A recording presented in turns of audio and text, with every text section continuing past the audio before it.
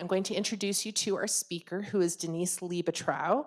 And I feel very fortunate because she literally just contacted us and said, I do this for a living and I love to talk to people about salary. So she has, as you can see from, I sent her bio yesterday because I didn't want to have to repeat everything. I feel it's better for you to see it in advance, but she has a lot of experience in compensation, the employee benefits side, and the compensation negotiating. So you're really hearing from somebody who is an expert in this field, on this subject. And with that, I'm going to turn it over to Denise. Thanks, Cindy. I'm glad to see all of you. Thank you for coming out on this rainy, cold night. I don't like to talk a lot, although I will. So I want interaction tonight, so make sure that if as I talk, something comes up in terms of a question or something you want to bring up, a story, etc., that you raise your hand so I can call on you. I'm trying to get my slides to advance. Oh. So I spent more than 20 years in the corporate world in large companies designing pay programs primarily. I did a little bit of employee benefits work, but I designed salary ranges, incentives like bonuses, sales compensation plans, stock plans. And about a year ago, I decided I wanted to leave the corporate world, and I thought I was going to start my business and just focus on HR consulting work, helping business leaders design incentives and so forth. And I found that I got pulled into more and more coaching sessions with people. People wanted to know how to negotiate. So I'm like, okay, well, if the market wants that, I'm just going to jump on that. So now more of my business is focused on that. So I call myself a career and salary negotiation coach. I do a variety of workshops, and I do free speaking events like this to teach people what I know. So what we're going to focus on tonight is making sure you know what your expertise, your education, and your experience is worth. We'll do that within the context of SOAR stories, and I'll tell you a little bit more about that as we go. And then we're going to talk about how to use that knowledge during an interview and an offer process as you're starting out. And then we're going to talk about how do you have pay and performance conversations if you're already established in your career, because you shouldn't just be negotiating when you get a new job offer. You should be negotiating throughout your career to make sure you're maximizing your earnings. As you look at that, is there anything else you want to make sure I cover? I know I talked to some of you at the tables tonight and asked, what do you want to make sure you walk away with, feeling like you walked out of here with something of value? And I heard from a lot of you that you just needed to renegotiate in your current job. Is there anything else you want to make sure I cover? Now's your chance. Nobody got a consulting bug in them thinking, how do I charge if I'm a consultant? Sometimes I get asked that question. Okay. So as I watched people over the years leave money on the table, I noticed these were the 6 shifts that I saw people make who maximized their earnings. They got known as being an A player, meaning they were a high performer.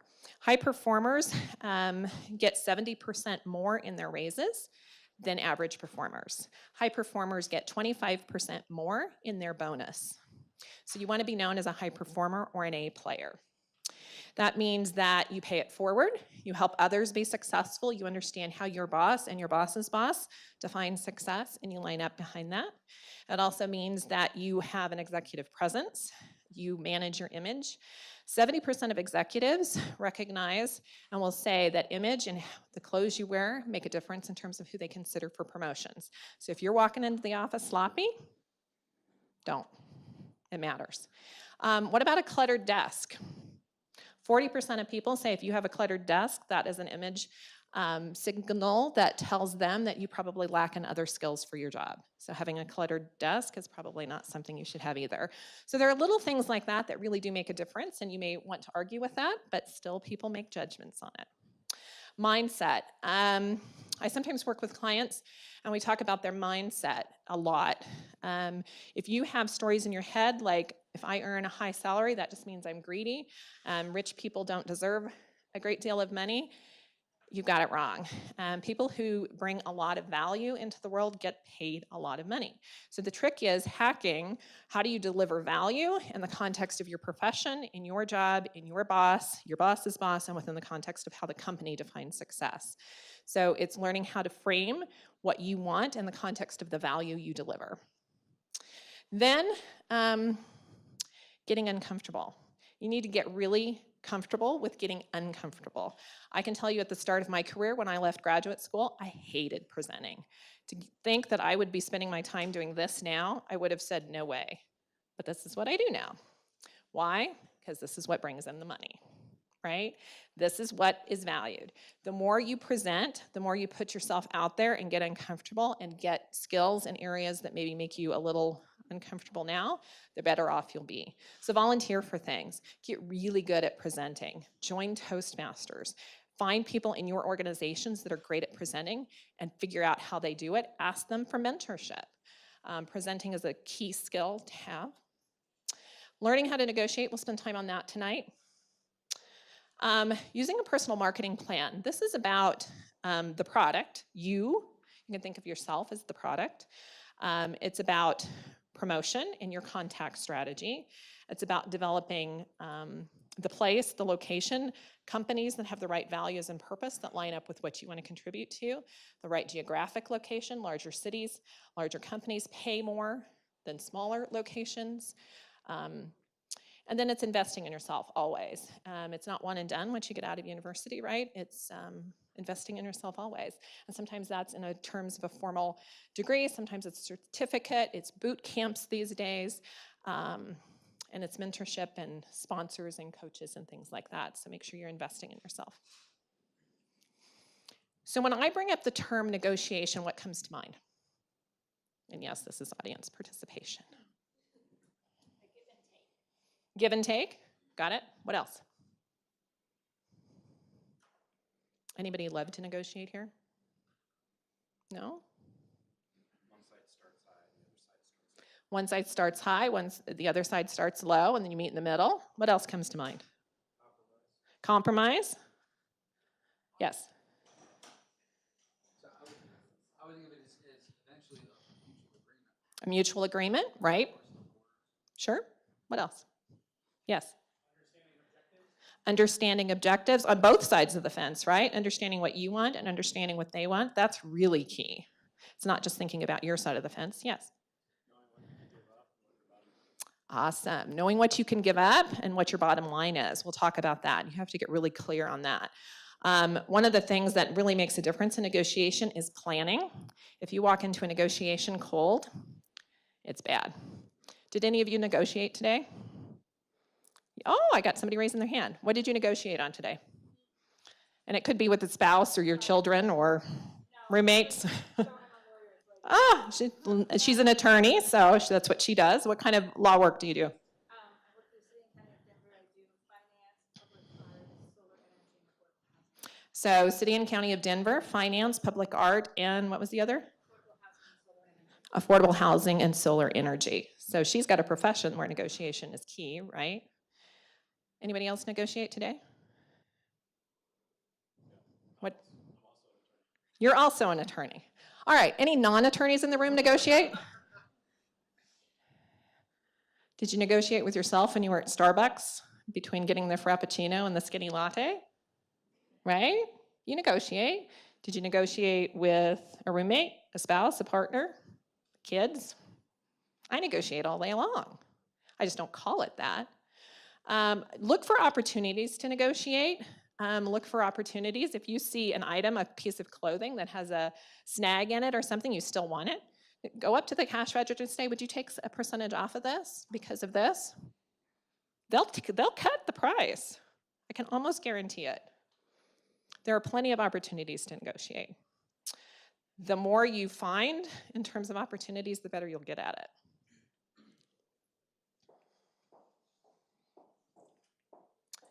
All right, so negotiating for an orange. I'm going to ask you guys to do an exercise. And it's going to sound kind of corny, but it actually works.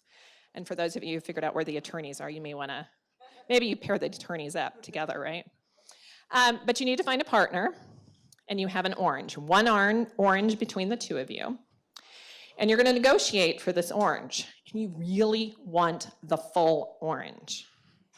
And if you're at a table with 3, you can have 3 people negotiating for the orange. And so I'm going to give you about 3 minutes. And that's all the instructions I'm going to give you. You really want it. It's one orange. And then we're going to debrief. Go. I want to hear who ended up with the orange and how your negotiations went. I'm a little worried about a group in the back. We'll go back to them here in a little bit. They were talking about a rock and going to jail, so I'm not quite sure what that was about. Can I have a volunteer? Can you tell me about how your negotiation went? Yes, I think we rather quickly agreed on a 50-50 split. 50-50 split, okay. But once that happened, I got to admit, I started probing as to why he agreed so quickly. Asked why he agreed so quickly, okay. And then from there, I tried to get more.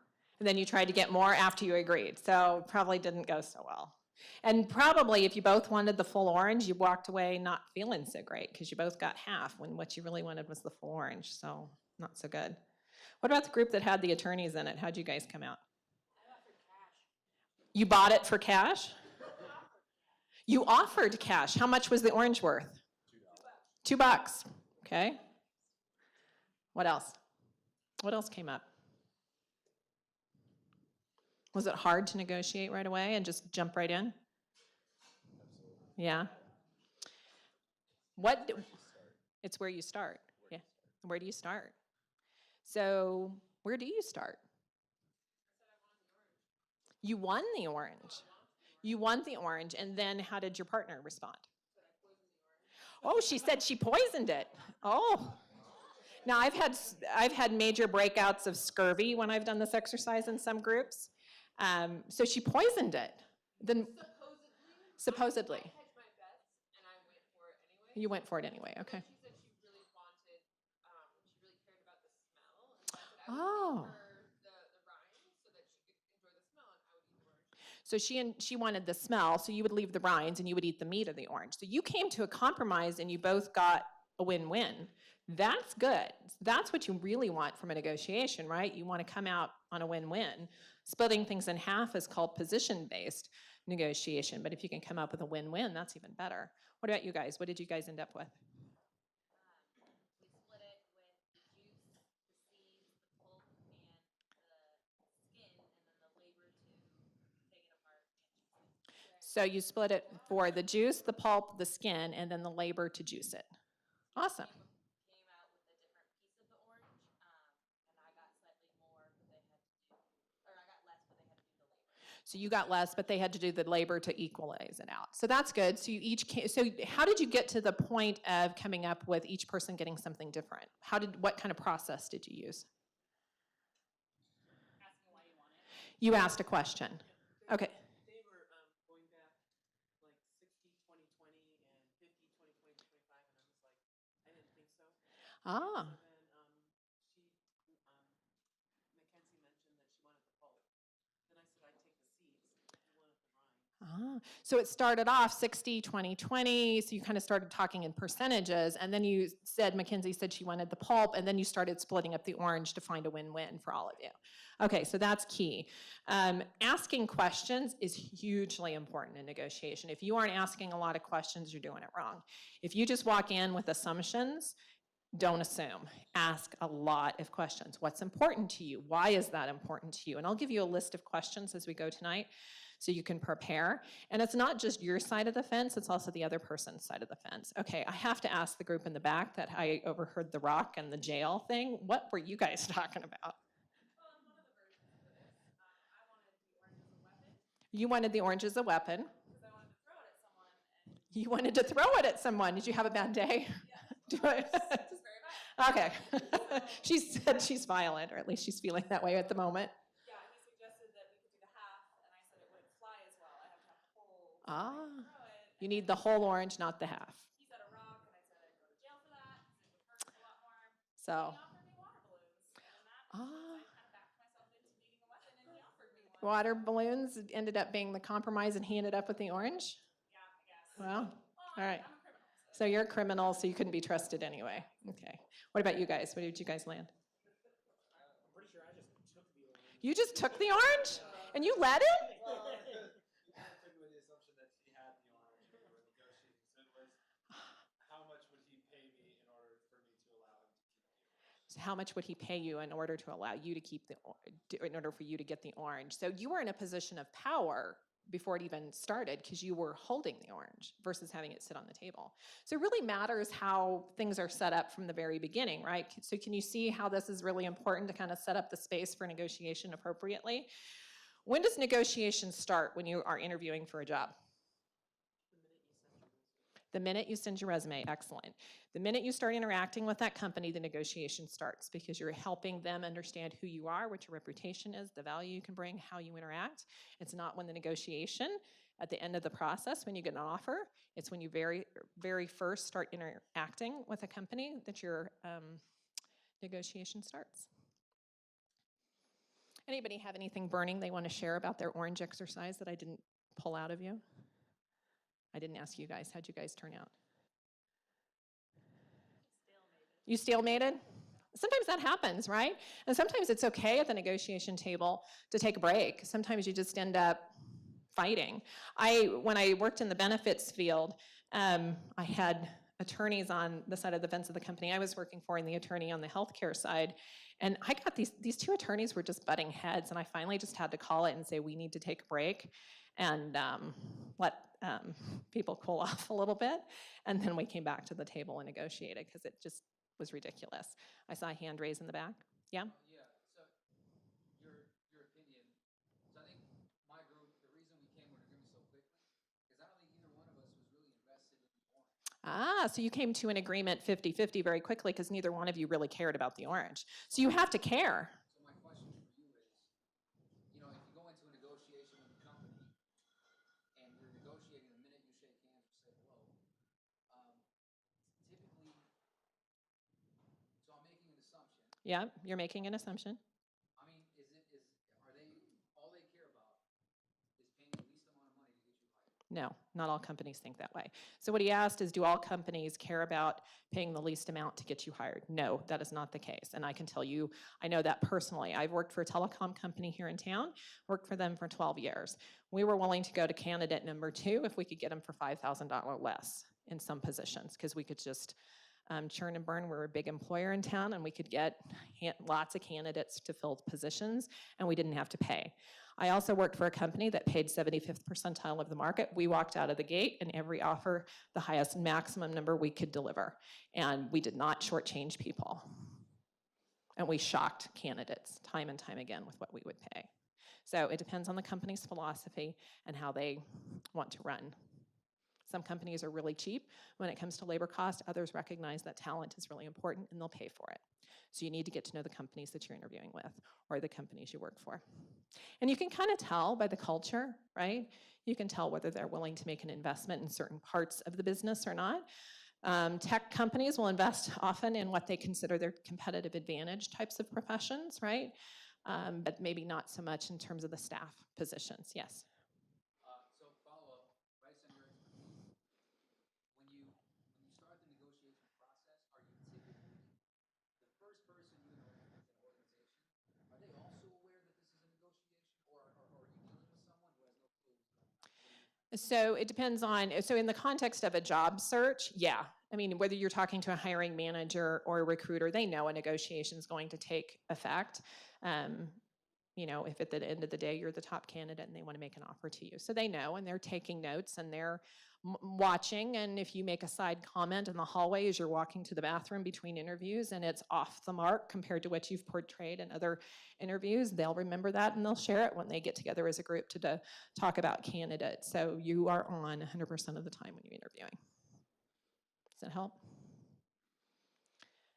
So let's talk about position-based negotiation. This is akin to what these gentlemen came to, which is you split the orange in half, right? Position A, position B, you meet in the middle. Usually not very satisfying for either party.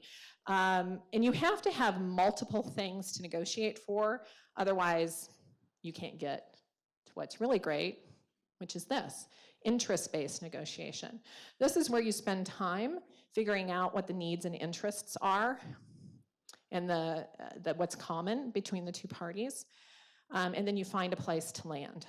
So you may start off with a position, but at the end of the day, you want to land somewhere that's satisfying for both, because what you're really starting is a relationship. I've been involved in labor negotiations and modeling different scenarios so that at the table they could negotiate. We would model 10, 20 scenarios, and maybe only 2 or 3 would get shown at the table, but we did a ton of planning before we'd ever step foot and sit at the table with unions, so that we had all sorts of things we could pull out depending on what was important to them.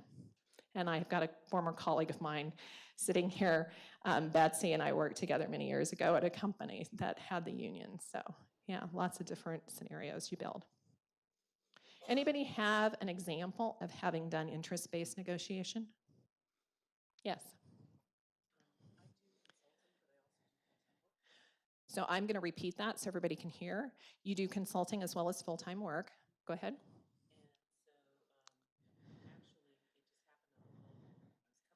Ah. I saw a position that I was interested in and reached out to the recruiter because I knew her. And she came back to me and she said, well, you're doing some consulting now. And I said, yeah. She says, I'm a little bit afraid of your salary range. So you talked to a recruiter tonight on the drive here about a full-time position you saw open, and the recruiter said they were a little worried about your salary expectation because they thought it might be too high in compared to what they could afford. And so I reached back to her and just said, my last position was also full-time. And they all think that I'm a good fit for the job. And I said, I'm more interested in talking about what the job needs and what I can bring to the job. I don't usually discuss salary up front. I'm really interested in where you're going. They're doing digital transformation. Awesome.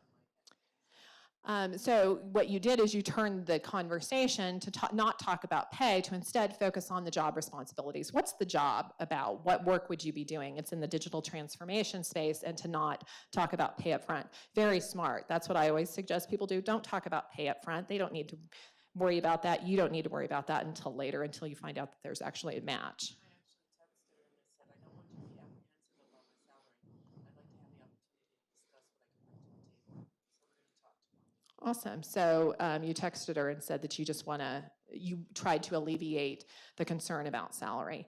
One of the things you can do when you get asked for what your salary expectations are up front is you can turn the tables. You can tell recruiters or hiring managers and say, so I understand you're concerned that my salary expectations may be beyond your budget. Can you tell me what the hiring range is for the job? Ask them that question. They know that answer. They've budgeted for that head count. So if they're a little cagey, say, how did you get the head count approved? If you don't have the budget and know what you're going to pay them, they know. They should be able to share it. That's actually what I did was, we were going back and forth on these texts, and then finally I called her. I asked what the salary range was, and she came back and I said, let's talk about the job. So she came back. Did she share the salary range with you? Awesome. So you can usually get that information out of them. If I had my wish, I would see every job posted with a hiring range, so it was just transparent and upfront from the beginning. I firmly believe in having pay conversations that are transparent from the beginning, but some companies don't run like that. So thank you for sharing that example. So this is what it feels like between the position-based and the interest-based negotiations, right? It feels very different when you're in the interest-based negotiation space. It's more about being joint problem solvers and coming to a wise decision that you can both live with. It's focusing on your interests and not your positions. It's being open about what's important to you. It's insisting on objective criteria, and it's finding those win-wins. Risk tolerance. Somebody said when we started out, knowing what your walkaway point is, knowing what your goal is, and knowing what your stretch goal is really important. I do workshops at an outplacement firm, and I talk to about 10 to 20 people each month who've been laid off. And I always tell them, do a spreadsheet. If you've been laid off and you're living off a severance, make sure you know what your financial responsibilities are, and you know what you need to have in terms of your walkaway point. Know what your target is and know what your dream is. Don't be afraid to ask for your dream if they really want you and you've got a significant level of experience and expertise and value you've delivered in the past that is consistent with what they're looking for. Ask. If you don't ask, you're not going to get it. What's the Wayne Gretzky quote? You miss every goal you don't take, right? Ask. So here's some questions. This is a money slide, so put $sign at the top. This is what you should do before you walk into any negotiation, whether it's about your salary, it's about buying a home, buying a vehicle, what's important to you, what outcome do you want and why? What other ways could you achieve this outcome? Why would I ask that question? Benefits, expand on that. So if you want a salary of, X number of dollars, but they can't necessarily provide that, but they can give you a better retirement package, in the long run, balances out. So if you can't get what you want in cash, maybe negotiate on non-cash items like benefits. That's an idea? Good. Our negotiations, what kind of feelings kind of come up when you negotiate? Anybody anxious? Anybody think they need to put on more deodorant when you're negotiating? Get a little sweaty? It's a little pressure, right? What you want to do is have other options to get the outcome you want because it gives you some objectivity, right? It gives you the ability to maybe disconnect a little bit emotionally, so you'll advocate for yourself in a way that is maybe more powerful, right? What really matters to you so much that you won't compromise? What are you willing to be flexible about and why? Why is really important. Commute, dress code, how many weeks of vacation. Sometimes when I do my workshops, I'll get people who've got 20, 25 years in the workforce, and they're like, well, they're only offering me 2 weeks of vacation. And I'm like, so ask them for another 2 weeks. Tell them that's what you're used to. You can ask for more. Why not? That's what you're used to. If they really want you, they can give you an extra 2 weeks. The other side of the fence is that other party. So what value are you offering to that other person, and why is that important to them? Walk in their shoes. Get really clear on what outcome they want and why it's important to them. Who else is impacted that will matter to the other person? The reason I say this is if you're talking to a recruiter, most recruiters do not have the final say in terms of offer. So if you ask for something exceptional because you deliver exceptional value, they have to go to someone else and get that approved. So what you want to do is make that easy for them. So if you have a conversation and you're explaining your value verbally to them over the phone or in person, what you want to do is follow up an email so that all they have to do is copy paste that story and they can pass that on to the senior leadership in the company that will approve.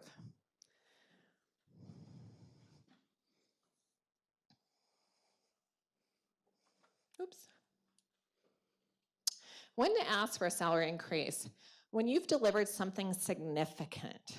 If you've had a performance review and they've told you a handful of things you need to work on, not a great time to ask for a pay raise, right?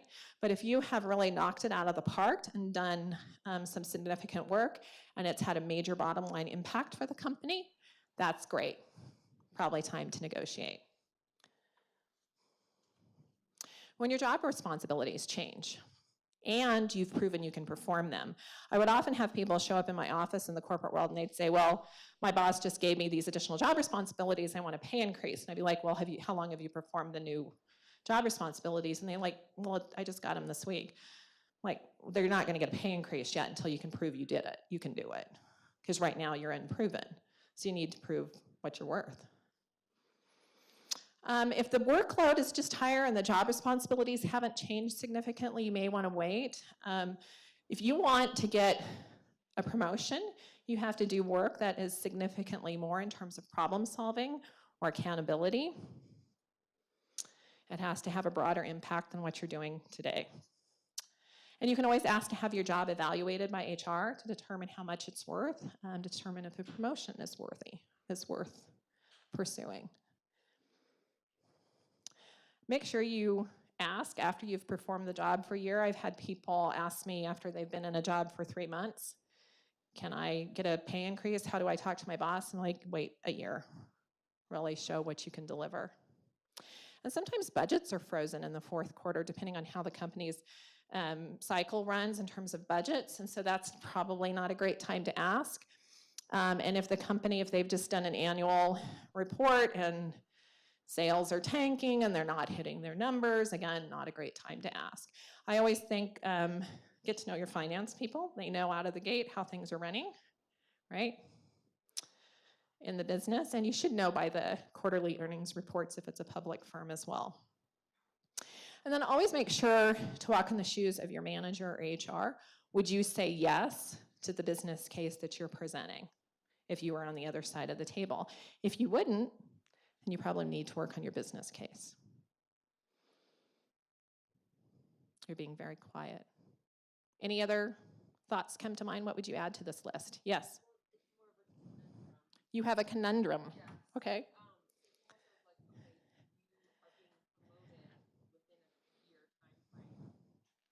If you're being promoted within a year time frame, you've knocked it out of the park. It's time to negotiate.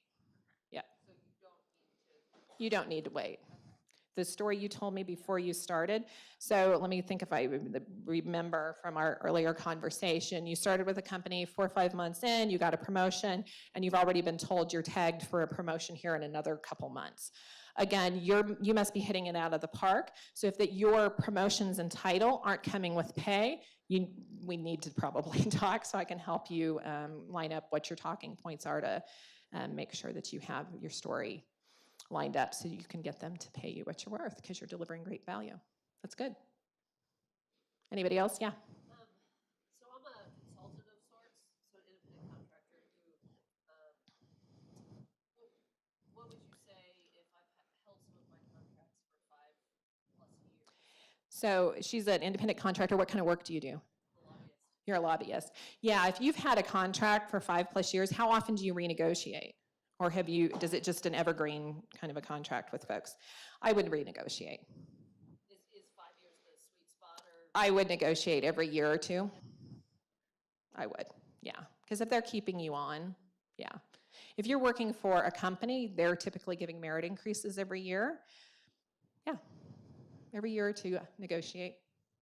Put a clause in terms of if anybody's an independent contractor, I know in my agreements, I always put a clause in and say renegotiable if we go beyond a year's time frame, if I negotiate a retainer or something like that. I have a little clause in there that helps me renegotiate to kind of set that expectation up front. Yes? You had mentioned if you're getting more work or different types of work for start. One of the things that I've done is been pretty clear off the bat of I'll perform this and this and this for what I'm hired for. If there's a change in scope of what I'm doing, then we need to negotiate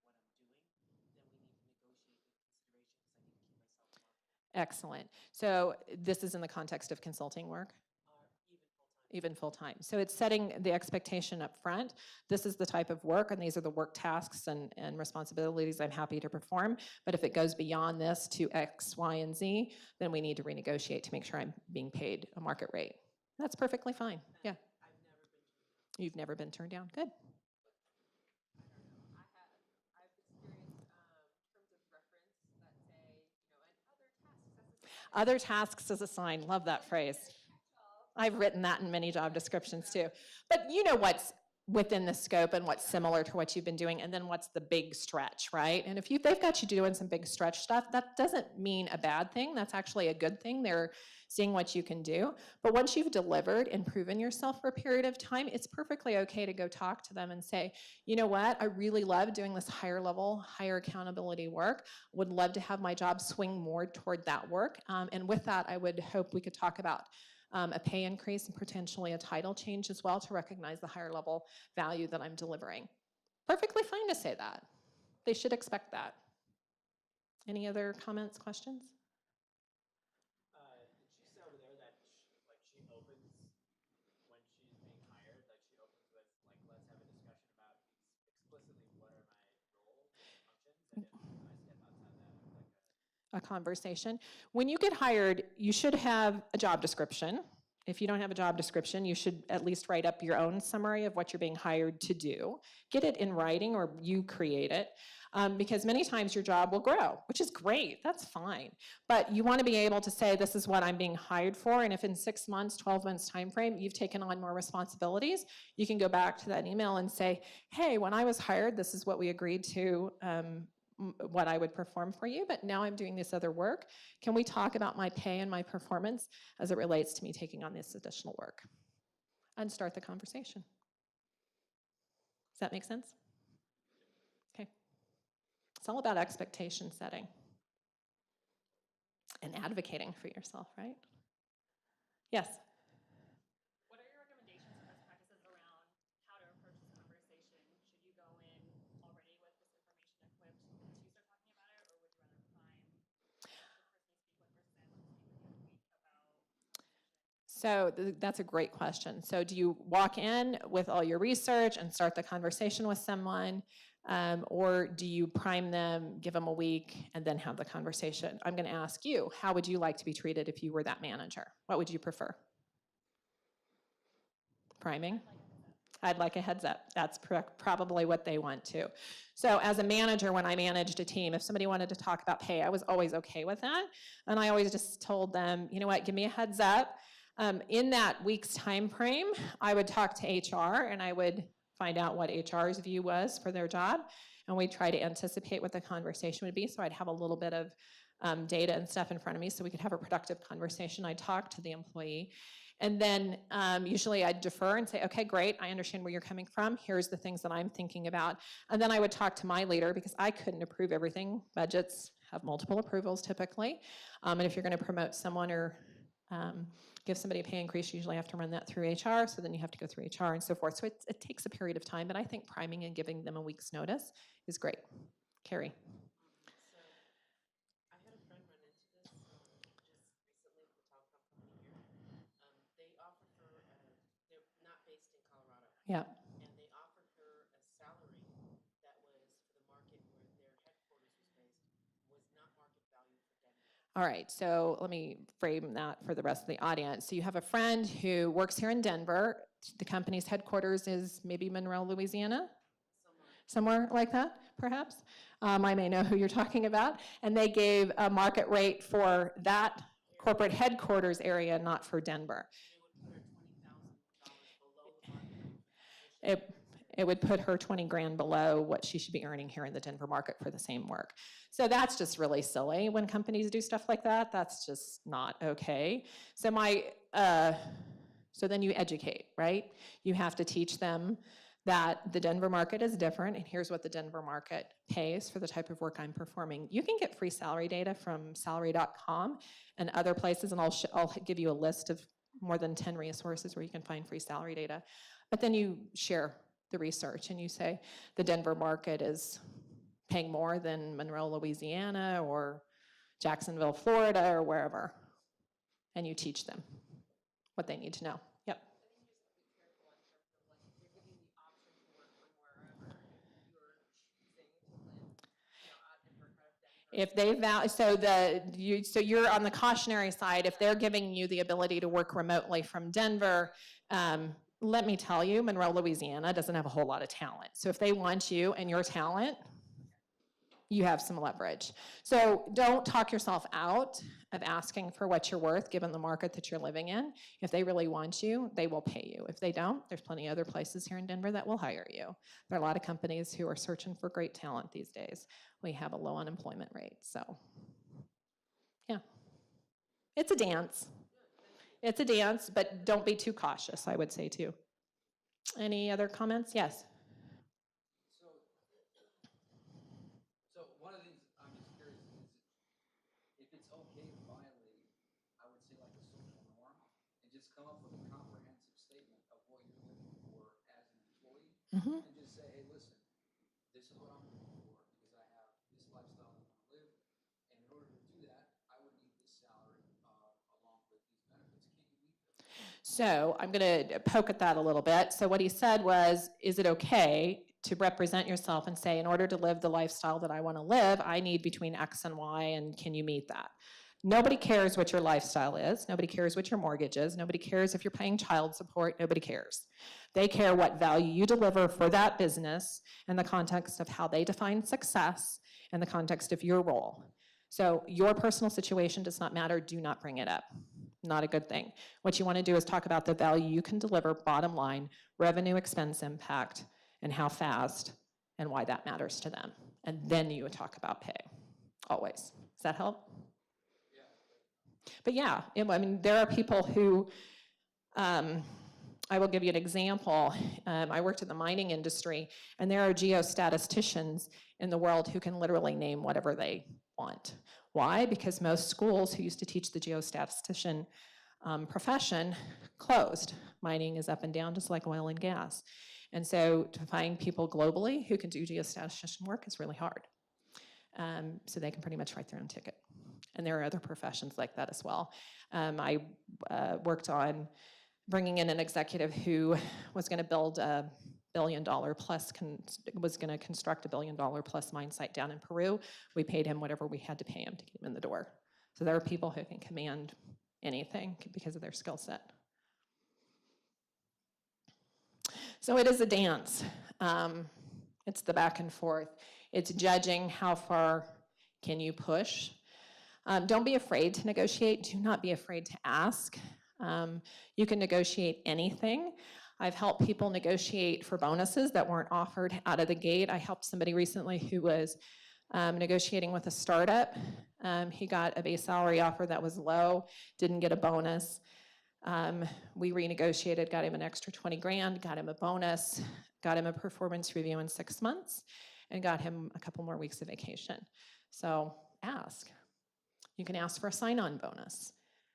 You can ask for a relocation package if they're going to relocate you.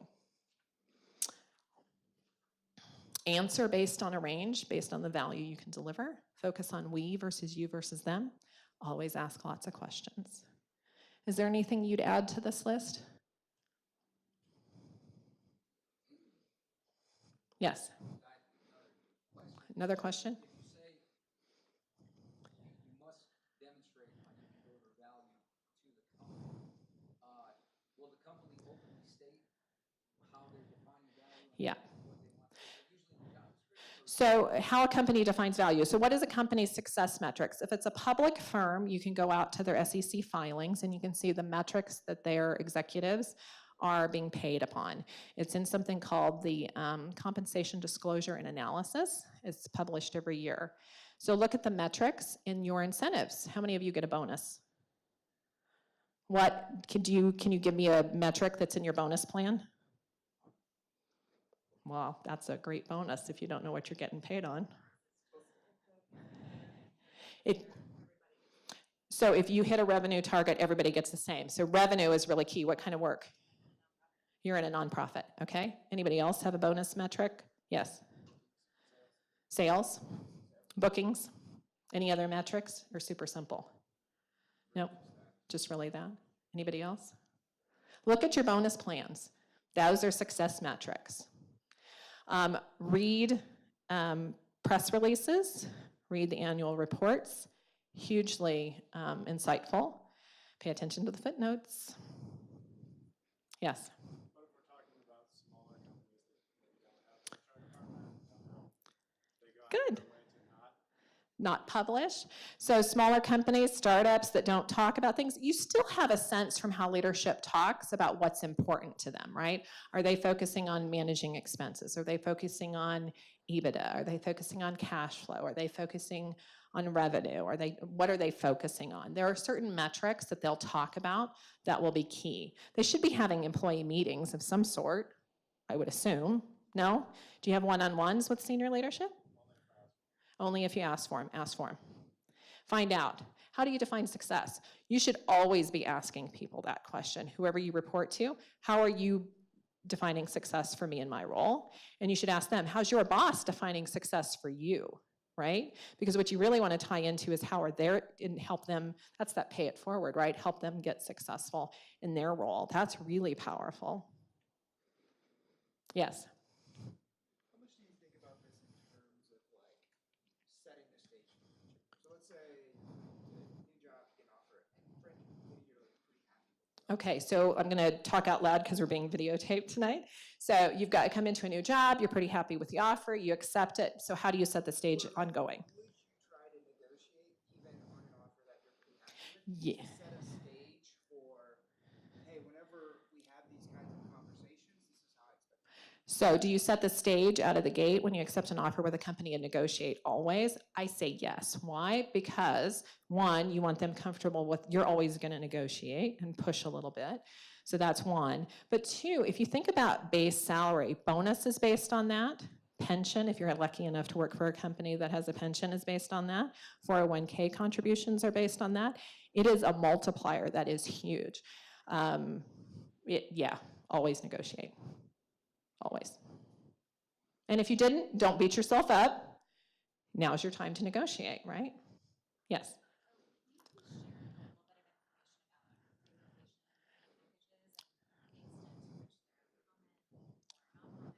So you want to know about relocation, what's common, what's not common. So it depends on the company.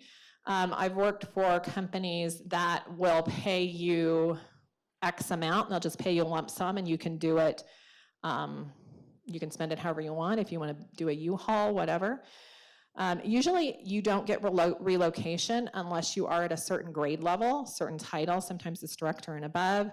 The higher you up are in the organization, the more you get. I'm going to look at Betsy. We know executives who got apartments and all sorts of stuff roll out the red carpet, right? So depending on what level you are in the company, but it depends on the company. I've worked in companies where we had expats and you'd give them a shipping container and you'd ship their stuff from Ghana, Africa to Australia if that was the move they were making with their family, and you pay for temporary housing and you do all sorts of stuff. So it kind of depends on the company's policy. If relocation is included, you should see it on the job that's posted. It should be in the posting. If it's not and you're in a different city, you can ask about it, but sometimes they don't offer it. If they feel like in the market they're trying to fill the job in, they have plenty of talent to fill the job. So sometimes it's on your dime. So it varies. You're welcome. Yes? Can you talk about the idea of nobody wants to say a number first? Oh. Ask you what's your range, what you're comfortable in, and you want to find out what the range. How do you Navigate that whole dance. So how do you navigate the whole nobody wants to say a number first? I always say whoever says the number first loses. I don't like saying the number first. Let them bring it up. If they bring it up, ask the question, you know, what's the hiring range for the position? And they should give that to you so you have a sense. It's not uncommon to be asked early in the process. Why? Nobody wants to waste their time, right? If you're a recruiter, you want to get a couple great candidates in front of the hiring manager, and you want to make sure that the person that they're spending time interviewing isn't so priced out of the ballpark you can't afford them. You don't want to find that out after the 5th or 6th interview. They're going to get their hands slapped if they did that. So there is a little bit of a dance, but if you can understand the hiring range and give them a firm nod and say, you know what, I'll fit nicely in there, no worries, let's keep talking, then keep going. So if they said what range are you looking to make, can you respond with what is the hiring? Or Yeah, you can, so if somebody says, what is your salary expectations? Can you respond with what's your hiring range? Sure, you can say that. You should know what your salary expectations are if you've applied for a position though, or if you're talking to someone. You should have done the research and you should have a point of view on that. You may not be ready to disclose it. Here's the phrase I always say if it's early in the process. It's a caveat. You should say something like, knowing what I know about the job right now, which is very little, I would anticipate this role would pay between X and Y. As we go along in the process, if we decide that I'm a good fit and I'm comfortable in working for your company, then we can talk further. But that range may flex depending on how I view what I can contribute to your company and the value I can bring. So you kind of caveat it a little bit. Yeah. Anybody hate the salary history question? Hate that question. Oh my gosh, if I could just delete that question, that'd be great. There are many places. It is illegal in Massachusetts as well as other places. The salary history question is, don't answer it, is my opinion. Just answer with your salary expectations. If you're in an applicant tracking system on the front end and you have to put something in a field because it's a required field, put in your salary expectations. The first time you talk to someone, explain to them that represents salary expectations and not salary history. But you do not need to pay to give someone your salary history. The judgment as to whether or not that salary is appropriate for you and your lifestyle is your decision. That's not theirs.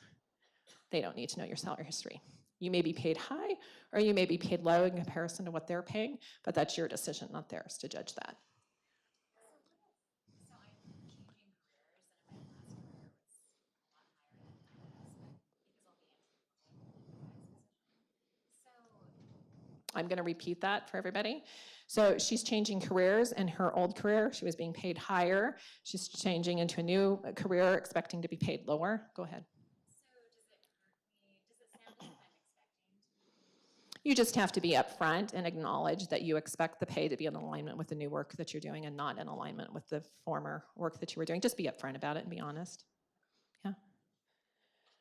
All right. Yeah. You work for a government contractor, yes. That is, it's a requirement that we give the last 3 years of salary history. And when I went from a mid, like low, mid-level position elsewhere to grad school, and then came out of grad school and was expected to do higher level work because of the, the additional education, it's a really awkward position when your salary history doesn't reflect what the value of the position is that you're going to be asking you to do. So as a government contractor, you had to provide, was that for security clearance kind of stuff? No, it was just a requirement? It's policy. Basically, that if you're ever going to be approved on a government contract, they basically benchmark what they're going to pay you based on your past earnings. Okay. I've helped people draft government contracts when I worked in telecom, and we never asked for salary history. We just went to what does the market pay for that type of work. So that's an interesting. So if you're required, right? But again, it's articulating that the value you're delivering is of higher value and should be paid per market. Here's market. Here's all the different resources.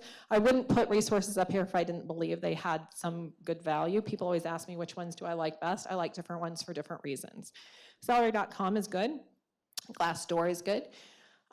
PayScale is good. Salary.com aggregates data from a variety of resources and then publishes. PayScale, be prepared if you go onto that website to spend a good 20, 30 minutes and giving them data. They aggregate data from people like you and then back end, aggregate it, and then produce results. Glassdoor is a little bit different. Of course, most people know Glassdoor because you can go read the reviews on companies. Be careful what you read. You're going to hear more griping than you will hear positive. So take that with a grain of salt.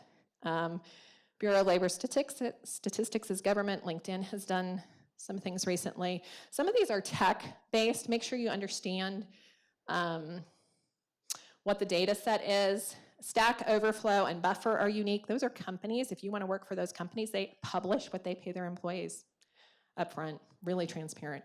If you want to come work for them, you can look it up. If you get stock, My Stock Options is a good resource. If you get stock, and the Fed's Data Center is another one you can look at. I have a website, Know Your Worth and Get Paid For It on Facebook. You have a Stay Connected document in front of you. I have a variety of resources you can ask me for via that document. If you want me to add you to that group, I can do that. I also have free things like job offer comparison worksheets and so forth. So just make sure you put your name and phone number and email, and I'll share that with you. Once you look up your worth, you should summarize it.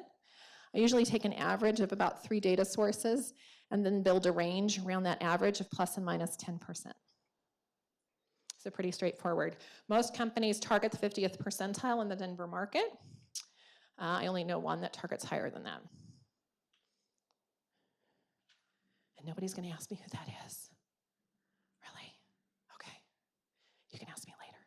Factors that impact pay, geography. If you work in a metropolitan area, you'll be paid more. Typically, the South pays less than, say, New York. Industry matters. Manufacturing typically pays less in the financial sector. Tech pays more typically if it's a big firm.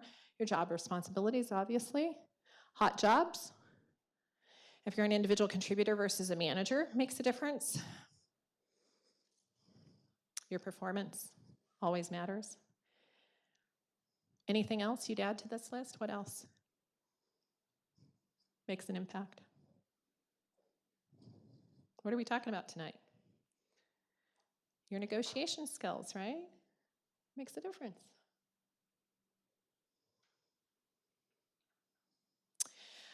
What you want to do is get known for the value you deliver. This is one tool I give to HR groups when I teach them how to develop offers.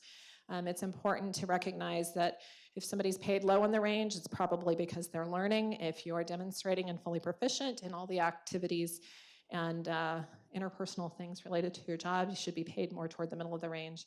And if you're a role model and performing more than your current job's responsibilities on a consistent basis, you should be paid in the top third of the range. Now, that's all ideal if they have the budgets to pay you, right? And you've negotiated well on the front end. But what you want to do is build a reputation for yourself so that you're a role model. And so you're anchoring yourself toward the top end of the range. SOAR stories. This is how I coach people to demonstrate their value in a succinct way. You can use this in a one-on-one with a leader as you're doing check-ins on a weekly or monthly basis. You can use it during interviews. You can use it during informational interviews. If you're changing career and you're talking to other people in companies that you would like to land in, you can talk about your SOAR stories. It's describing the situation, the obstacles you overcame, the actions you took, and the results that you delivered. I would encourage you to start a list. If you don't already have these written, start a list. They are really impactful, and it's a great framework, especially if you're in an interview or you're talking to someone and you have a tendency to babble and just talk if things get quiet. This is a nice, succinct way to kind of catch yourself in that moment and describe the value you deliver in a succinct way. The exchange relationship. They will pay you based on what you deliver. So on the right-hand side, I did a brainstorm to come up with everything I could possibly think of that you might want to put in your resume or your LinkedIn profile about your accomplishments. So these are meant to be prompts. As you look through that list, does anybody have something that they have done that represents one of those? Carrie?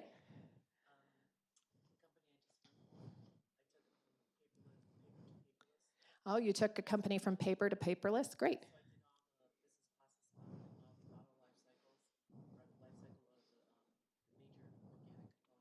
Awesome. So you did the process mapping of all the current processes and found the vendors in order to get it into more of an automated versus paper process.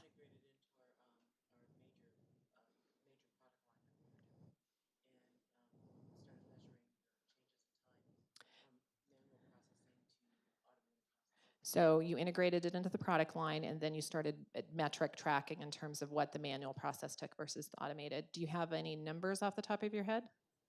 Right off the bat, manual was 15 minutes, automated came down to 8 to 9 minutes. So 15 minutes manual, 8 to 9 minutes automated.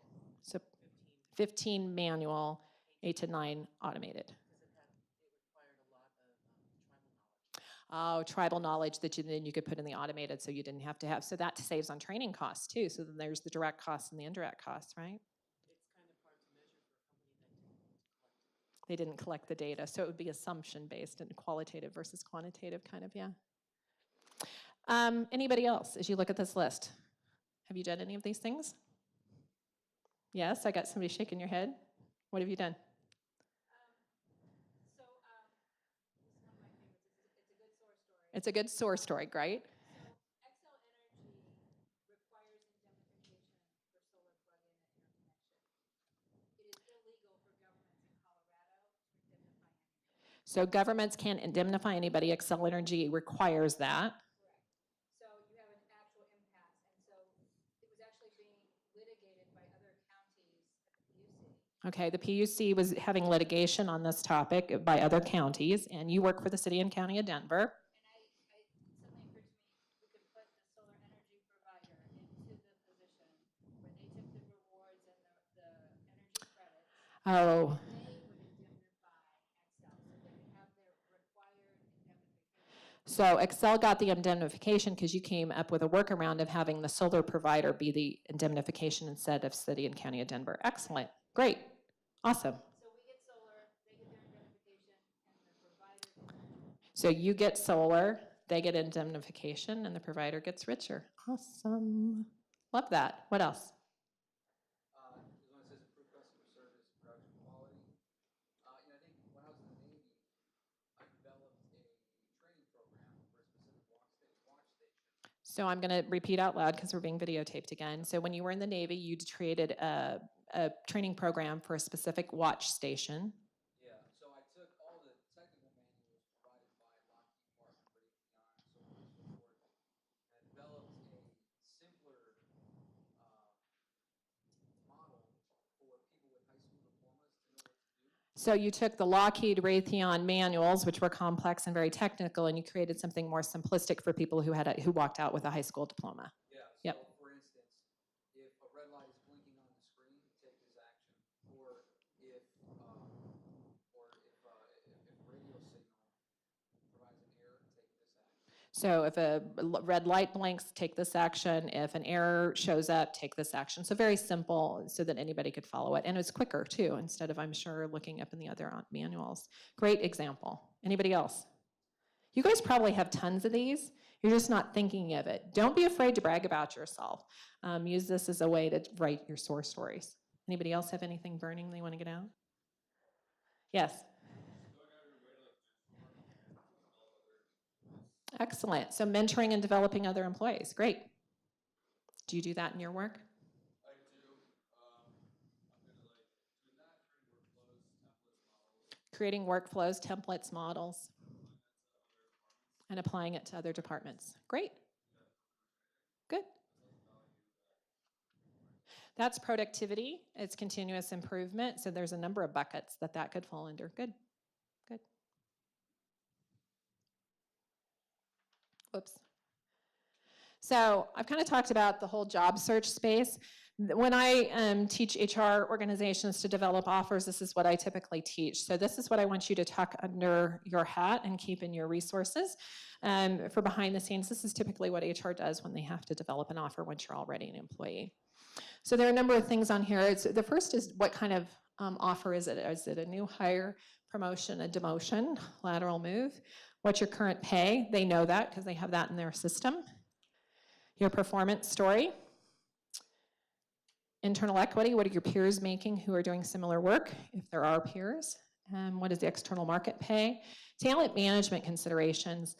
You want to be labeled one or more of these things, and we'll go into some of those. And then always, what's the budget impact? If you're working for a company that's fighting to survive, it doesn't matter how great you're doing, right? They're just fighting to survive. So it's a matter of what's budget impact as well. I wrote definitions for these so you guys would have a sense of talent management considerations. High performers, we've talked about those. High potentials, typically those are the top 3 to 5% of talent in companies, especially larger companies. They will invest more in these people, key successors. They will do succession planning in big companies to determine who's next in line to fill that CFO job or COO or CEO. Or VP roles often. Are you in a critical job? I worked in one company where I literally said, if this analyst goes, I'm gone. I cannot do my job without her because she knows it has all the tribal knowledge. She knew where all the gremlins were buried in the data, and I needed her in order to do my job. Single points of failure. Thought leaders. In your industry, in your profession, there are thought leaders. If you want to earn more money, become a thought leader. Influencers, there are people who, regardless of title, are leaders and are able to influence others. Become one. Budgets, we've talked a little bit about this.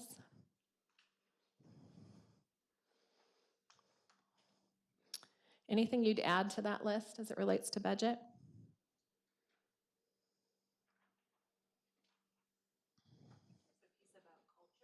Ah, culture, very good.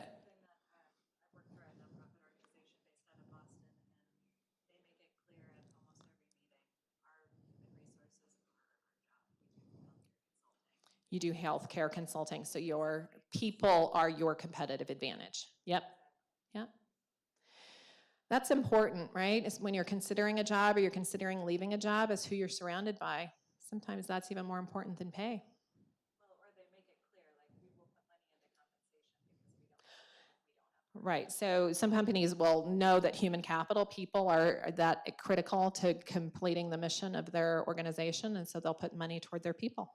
No problems. Yep. In terms of a company's budget, is negotiating like those other benefits like health insurance, vision, retirement, is that even on the table or is that totally separate? Great question. So can you negotiate health benefits, retirement, and so forth? Health benefits, no. It's an ERISA plan. Those are standard. Same with 401k pension. Those are under plan documentation. They're legally done. You can negotiate vacation time, you negotiate when you get your performance reviewed, you can negotiate your title. I've had people negotiate for different job titles. You can negotiate to have your job evaluated if it's changed, but healthcare, typically that's pretty locked down, and same with retirement. You can negotiate a sign-on bonus. Stock is another one. Typically that's pretty locked down as well. You can negotiate more stock grants more often depending on circumstances, but that's pretty locked down as well. Good question. Yeah. Can I ask maybe what you mean by that? Because like a pretty word, that's like a really esoteric world. Stock? Yeah, it is kind of esoteric. You can negotiate triggers and all this other kind of weird stuff in it. It's not like just volume, but like what happens when there's an exit. So there's stock agreements that govern stock grants, and so those are pretty much locked down. You can, like, let's say you've done, so I've had people lead M&A activities in companies, and they typically got annual grants along with the annual cycle for stock, but because they led a significant project that helped the company grow in a way that was really important for the company's long-term viability, they got an additional stock grant. I've had that kind of thing happen. But yeah, stock is pretty locked down. There are certain, like if you're a consultant, sometimes you can negotiate for stock, but it kind of depends on what their stock plan is written like, but there's a lot of governance and legal things that go into those plans. It is very esoteric, unique. So I want to talk a little bit about more than just money. So I think there's a gigantic difference between earning a lot of money and a rich life. So when I say have a rich life, what does that mean to you guys?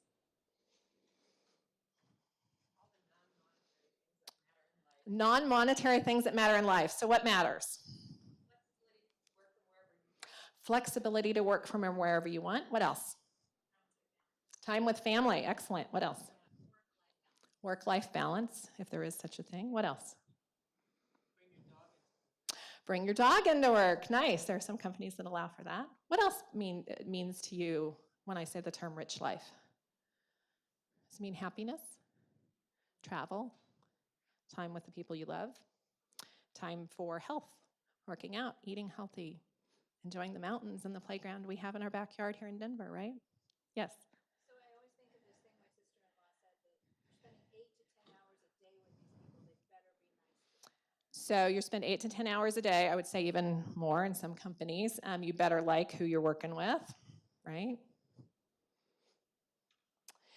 Research, this is a research study out of Princeton University. At $75,000, our day-to-day mood and emotional well-being is not impacted.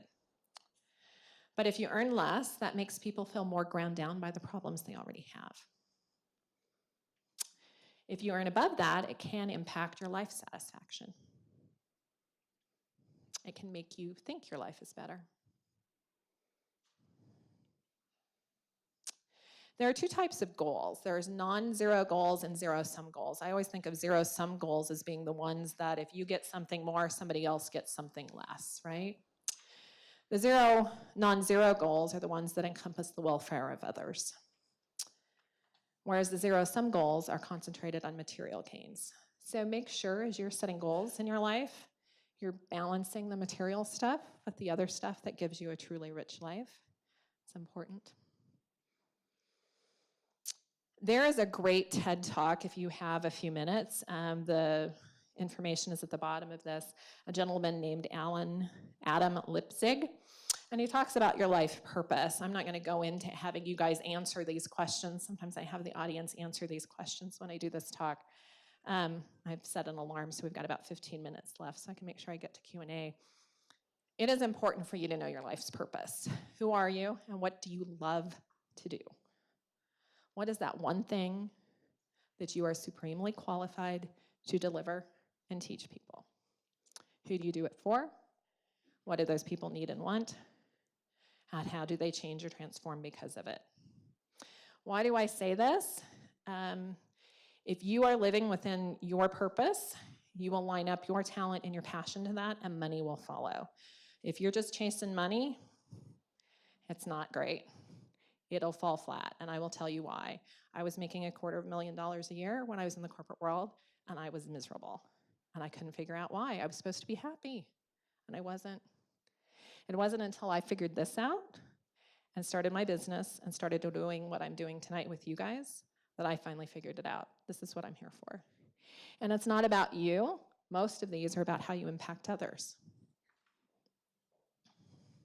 So the secret really is that. It's aligning your passion and your talent and then having the money follow.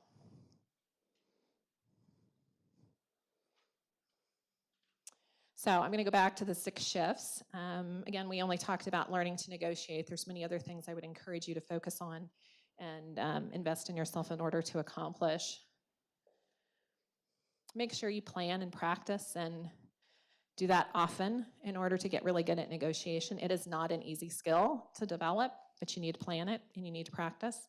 Make sure you spend time on your purpose and make sure you 5 years, 10 years from now, you can look back and feel like you're living a rich life. Any questions? Yes? I had a question about talking about the range for salary. So talking about a range for salary, yep. Yeah, so I brought that up before and I've gotten an I don't know kind of answer. So you got an I don't know answer from your manager about the salary range. So I don't know if it's appropriate to have him look into it and come back to me, or That's what they should volunteer to do, is they should volunteer to go look at it. And so if I had a manager who just was being cagey with me and didn't say, well, I don't know, say, well, what can you do so that you can know before the next time we meet? Pin them down. Say, if you don't want to go to HR, do you want me to go to HR and find out? I can go ask HR if you don't want to, but I prefer that you go get that information so we can have a conversation about it. They should know. There are good managers and bad managers, and I'm labeling one in my head right now. Yes, go ahead.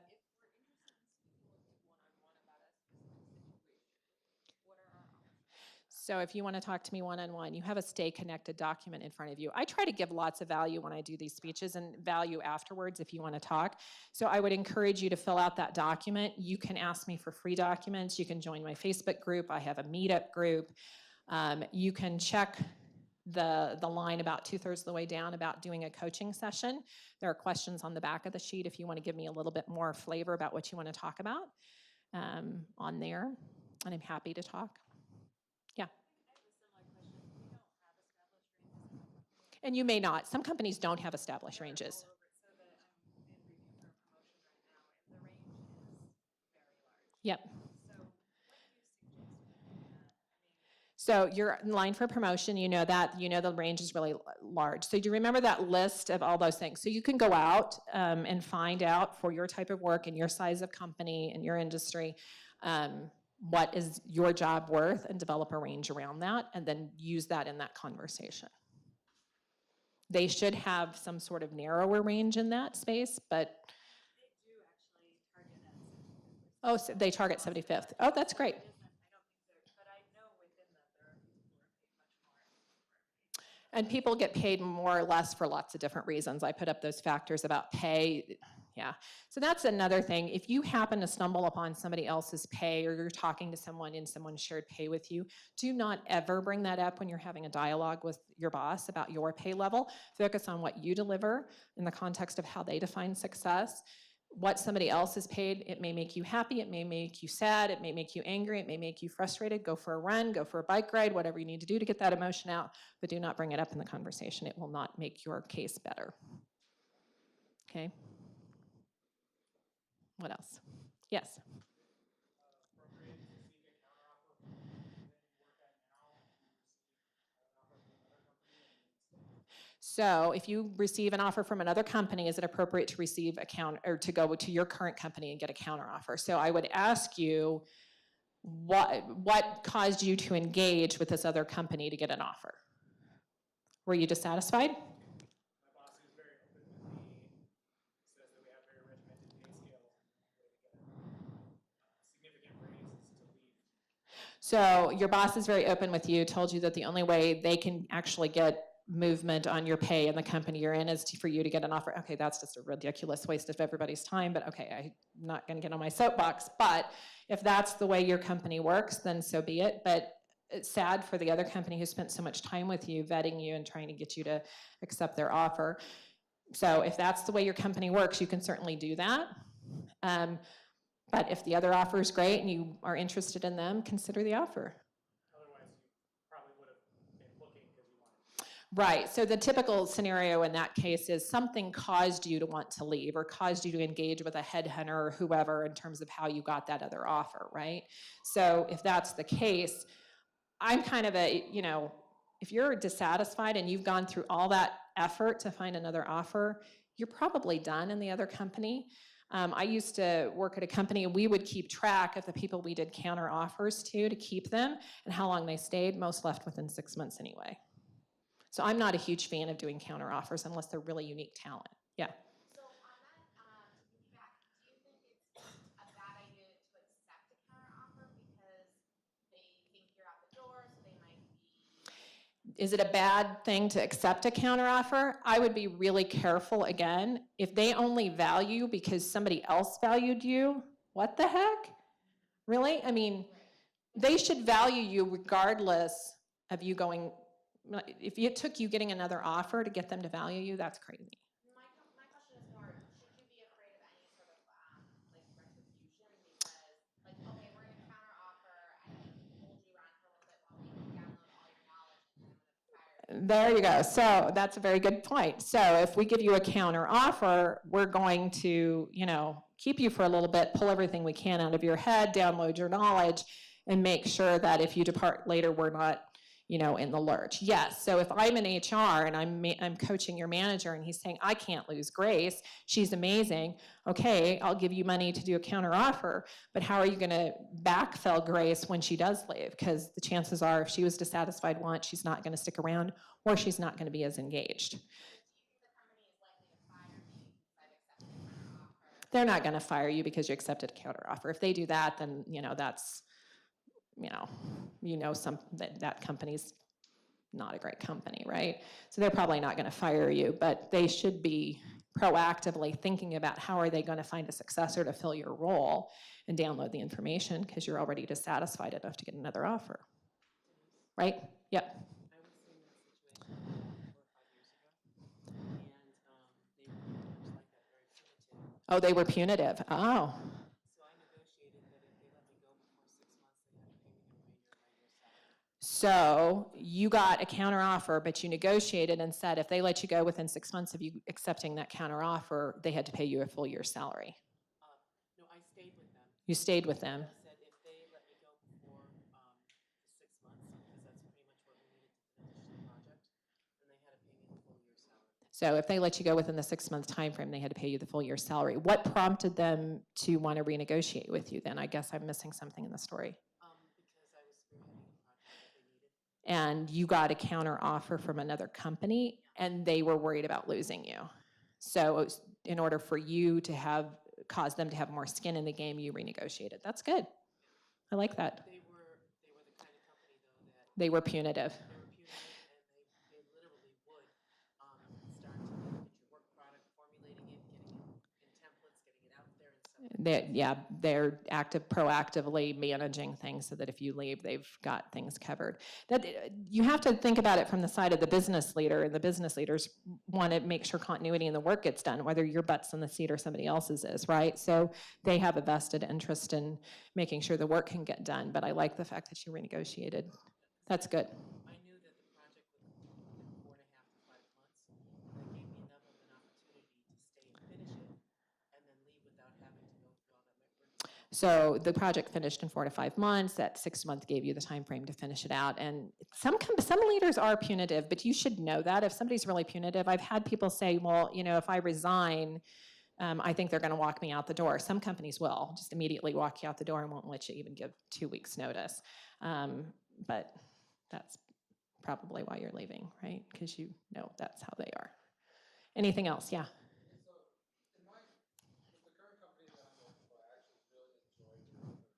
Love it. Who do you work for? You really enjoy them. Who do you work for?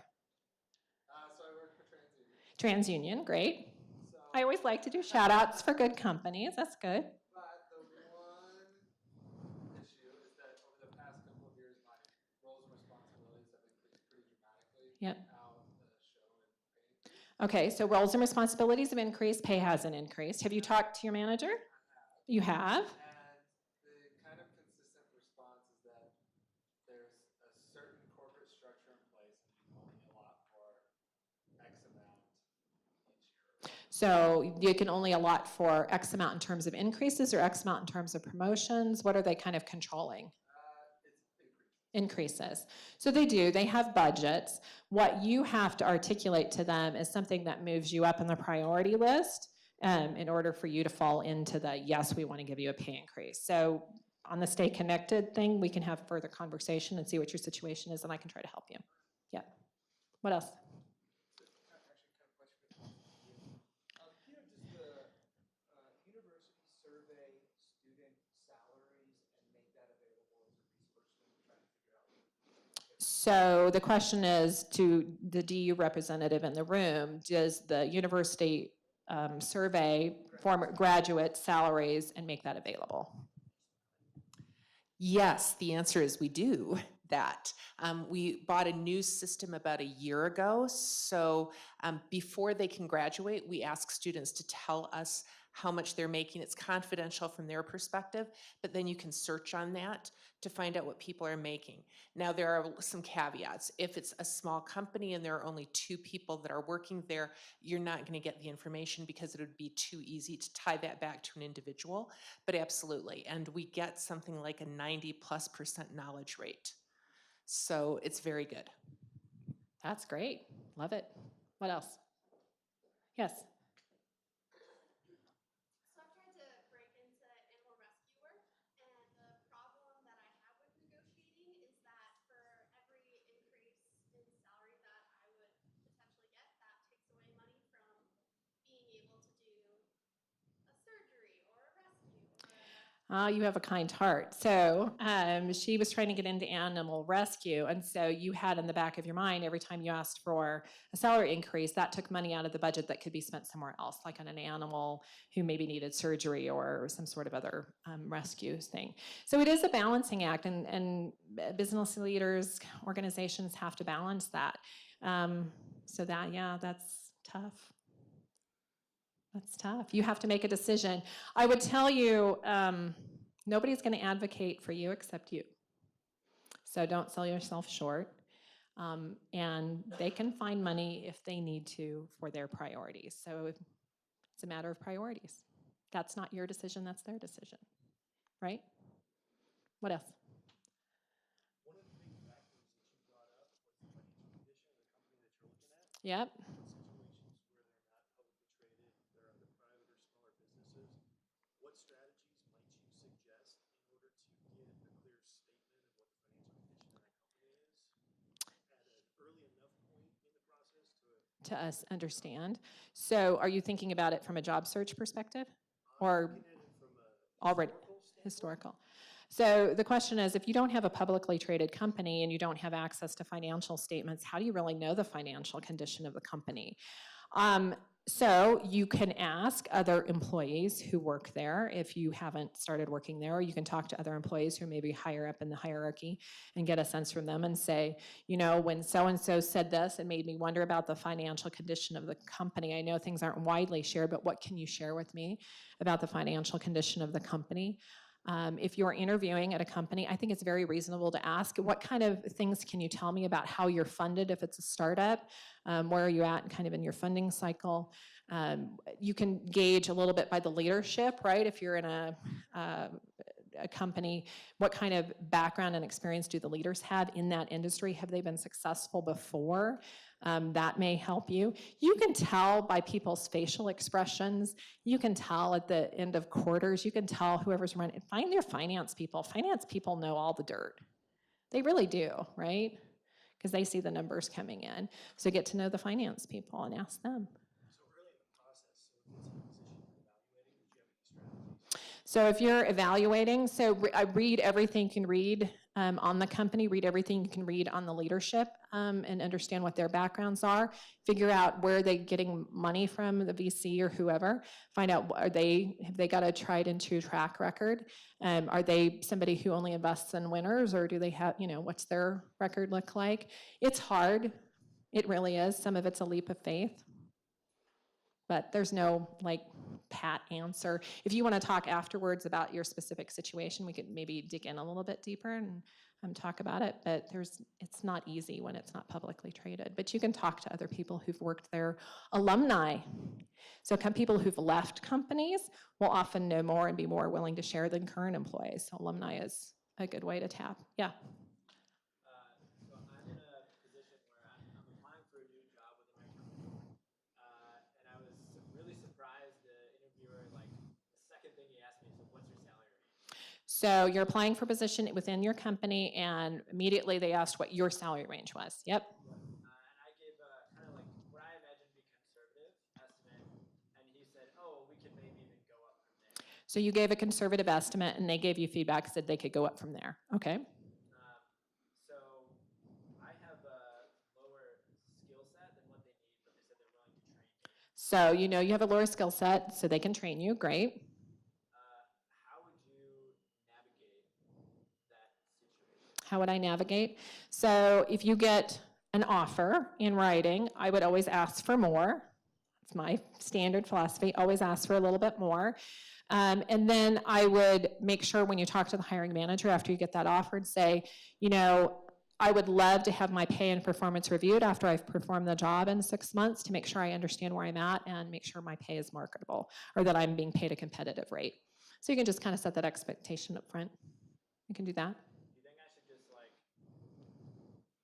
shoot for a little bit higher than what I said just because of what they articulated? So yes, so they're going to come in with an offer, and I would ask for another 5 to 10 grand. I don't know what you're making now. We can talk numbers later, so it kind of depends on what your salary range is now and what they told you, but I always say shoot for a little bit more. If you don't ask, you won't get it, but you can ask and then kind of go from there. So we can kind of talk a little bit. This is the funny part about what I do, right? There's only so much I can answer in front of a group conversation without disclosing things that are personal and confidential. I want to respect that. So that's why I have these stayed connected documents, so we can have a phone conversation. I offer free 30-minute strategy calls. So first 30 minutes is on me. Yep. So I'm looking at job descriptions. I've never heard of how we can negotiate,